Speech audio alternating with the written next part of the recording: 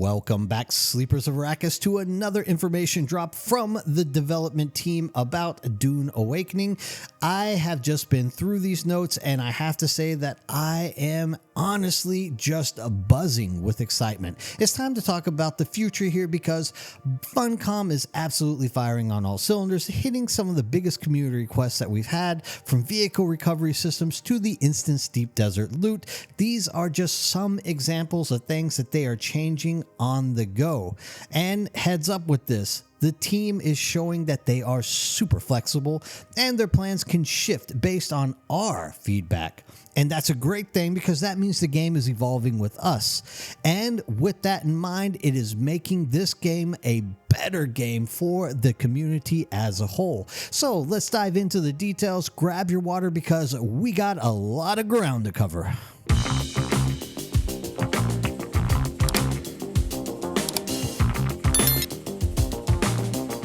We are kicking off with two phenomenal quality of life upgrades that are going to fundamentally change how we manage our operations on Arrakis, which are, first of all, the changes to the carrier ornithopters, more specifically the future cargo containers. Now, you know the pain of moving large resource stacks across the map. Well, get ready for relief. The upcoming patch will first enable us to travel between maps with harnessed vehicles, and then almost immediately after, the cargo container drops in the December update. This is a game changer for supply chains, guild operations, and honestly, just enjoying the end game without inventory anxiety. Our carriers are finally going to live up to their names and actually carry something besides us in between maps and, of course, just dropping things off into sand pits. And next, let's talk about security with the improved player event logs. They started rolling out enhancements in Chapter 2, and the major expansion begins with Chapter 3.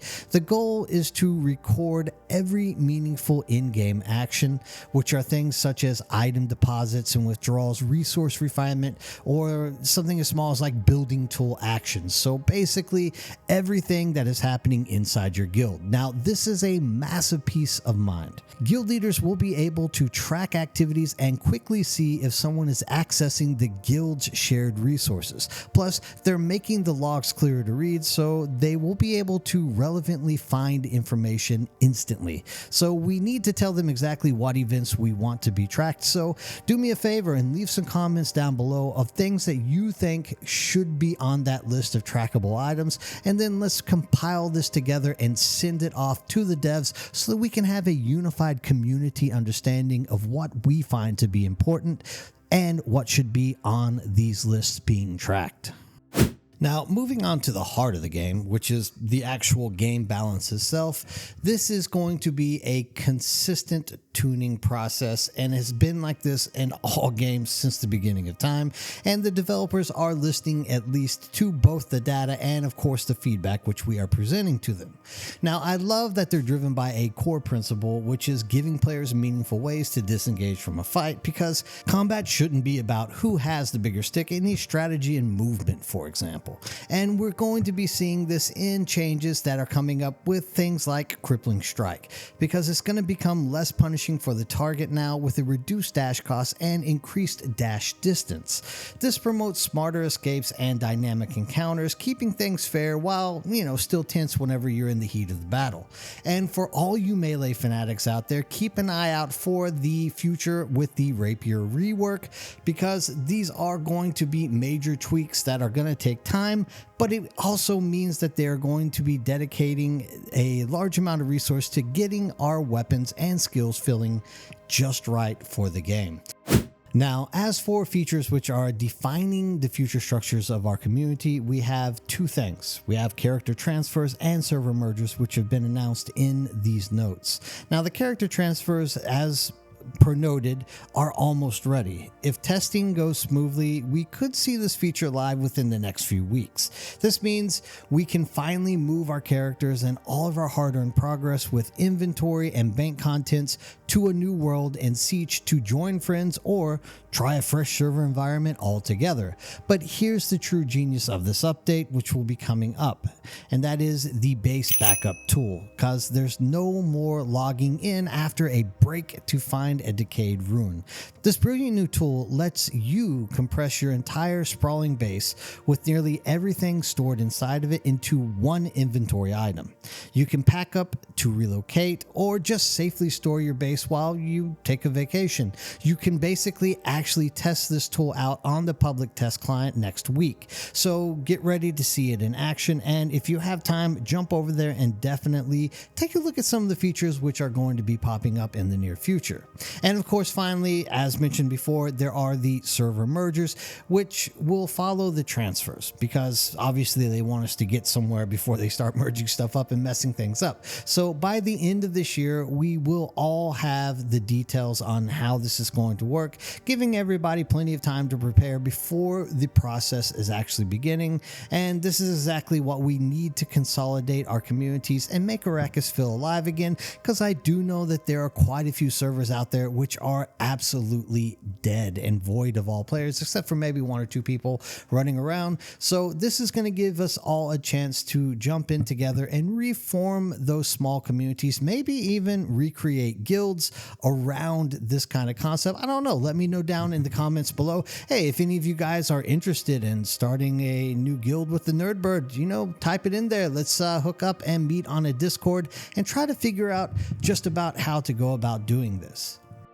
Now, let's look further into the future to the massive content that is supposed to be dropping in Q1 of 2026, or supposedly Chapter 3. Now, the focus here is going to be all about enriching the in-game experience, and this is where the game will truly, hopefully, blossom into its final form and not be so chaotically adjusted around for people to be seeing how stuff is happening in the future, and the team is apparently making progress on this. So first of all, they are looking at changing up how the Landsraad contracts are going to be done, which is going to be transforming the system into a repeatable, compelling source of PvE activities. It kind of is already, but there is of course some elements that are out there that make it a little bit different. And of course, they are looking for more specializations or expanding character progression with new ways to specialize and kind of customize your build instead of just arching into a single meta that everybody's going to use and fight each other over. And of course, the next big huge chapter is going to be the main storyline, which in my opinion, Funcom has knocked it out of the park thus far, because I have enjoyed all of the storylines which they have presented me with in the game thus far. Now, once these huge changes land, of course, the Deep Desert will finally transition back to its original intended purpose, a pure sandbox arena where factions compete directly for control of the spice.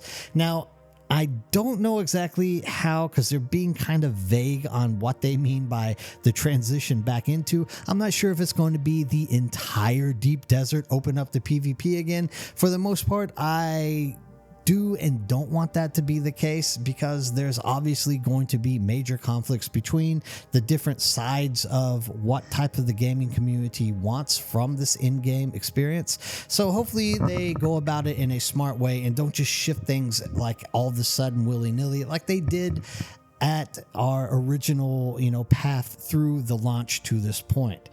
And of course, the ultimate dream of Dune Awakening in-game does sound incredible, but I just really hope that they balance and manage things out properly so that both PvE and PvP players can enjoy the process of playing the game and not get frustrated with having to go head to head with each other in an open arena where it's going to be just absolute chaos.